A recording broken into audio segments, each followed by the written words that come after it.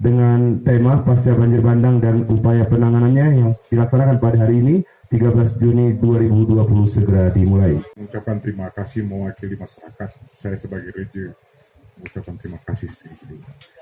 Kami misalnya di sini dari Forum Das Kulon Kusangan juga kita juga duduk bersama di sini, langsung kita melakukan apa yang bisa kita kontribusi bersama. Jadi kami harap ke depan memang para reja di masing-masing kampung dalam mengalokasikan selain untuk bencana juga untuk bantuan masa paniknya. Banyak hutan-hutan itu yang dibabat begitu saja tanpa arah sehingga menimbulkan bahaya longsor seperti hari ini. Terima kasih dengan adanya kegiatan ini. Utama mengapa banjir bandang itu terjadi? Apa upaya kita? Terjadi akibat adanya pengurangan tutupan hutan. Itu jelas. Itu kecuraman lereng itu luar biasa curangnya. Tetapi masih juga masyarakat di sana menanam.